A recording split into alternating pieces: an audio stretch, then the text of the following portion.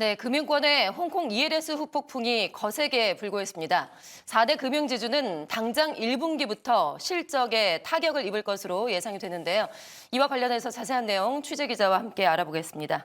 고진경 기자, 자, 지금 홍콩 ELS 상품을 판매한 은행들이 자율 배상에 속도를 내고 있다고요? 네, 그렇습니다. KB국민은행과 신한은행, NH농협은행 등 홍콩 ELS 상품을 판매한 6개 은행은 자율배상에 돌입했습니다. 하나은행은 지난달 29일 은행권 최초로 투자자들과 합의하고 배상금을 지급했는데요. 다른 은행들도 차례로 배상 절차를 밟고 있는 상황입니다. 금융감독원이 여러 차례 압박에 나서면서 은행권이 자율배상에 속도를 내고 있는 건데요. 다만 배상 기준을 놓고 은행과 투자자 간의 기싸움이 예상됩니다.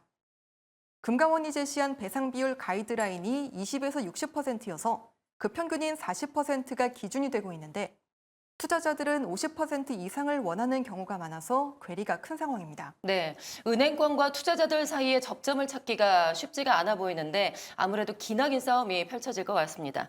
일단 은행별로 배상금을 좀 계산을 해보면 수천억 원에 달하는 만큼 은행권들의 실적에도 상당히 큰 영향을 미칠 것 같습니다.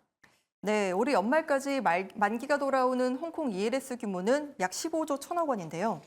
해당 상품을 가장 많이 판매한 국민은행은 약 8천억 원을 배상금으로 지출할 전망입니다. 신한은행과 하나은행은 각각 3,500억 원과 2,500억 원 선에서 이 배상을 진행할 것으로 추정됩니다.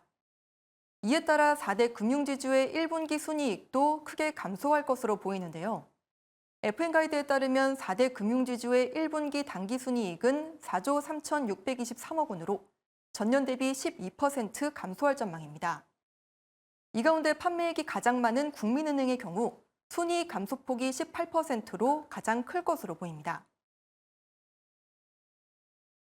특히 1분기 국내 은행들의 이런 영업 손실에서 이런 그 ELS 대규모 손실 배상에 대한 부분들이 이제 반영될 것으로 보이기 때문에요. 은행들의 그 단기 순이익이 줄어들 것으로 생각이 됩니다. 은행 입장에서는 수익성 감소에 좀 대비해야 되지 않을까 생각이 됩니다. 4대 금융지주는 이달 말 1분기 실적 발표를 앞두고 있는데요. KB금융은 25일, 신한과 하나, 우리금융은 26일에 실적을 발표할 예정입니다. 네, 일단 하루빨리 손실을 배상해 주는 것도 중요하겠지만 이 같은 사고가 다시 발생하지 않도록 재발 방지책을 마련하는 것도 지금 중요할 것 같은데요. 금융당국에서 그 홍콩 ELS 사태와 같은 금융사고를 방지하기 위해서 제도를 지금 손질하고 있다고요. 네, 김주영 금융위원장은 최근 주요 시중은행들에게 이 홍콩 ELS 사태를 막을 책무구조도 도입을 요청했습니다.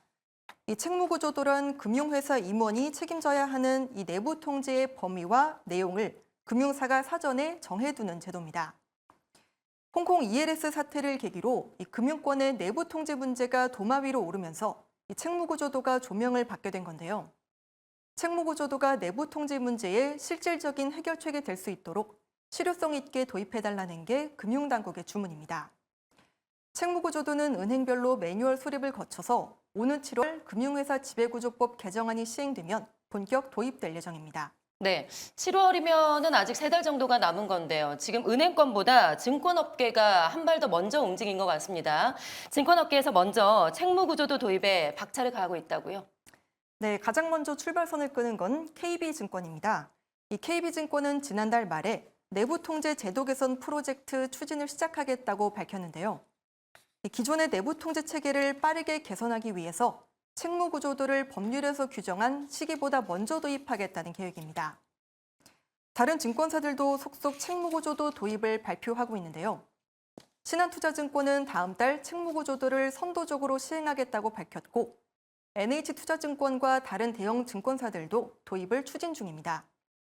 이들 증권사는 책무구조도 도입을 계기로 실효성 있는 내부 통제 시스템을 마련하겠다는 방침입니다. 네, 홍콩 ELS 사태가 금융권 전반으로 번지고 있는 그런 상황인데 이번 사태를 계기로 해서 금융권의 내부 통제가 강화될 수 있을지 지켜봐야 될 것 같습니다. 지금까지 고진경 기자와 함께했습니다. 고맙습니다.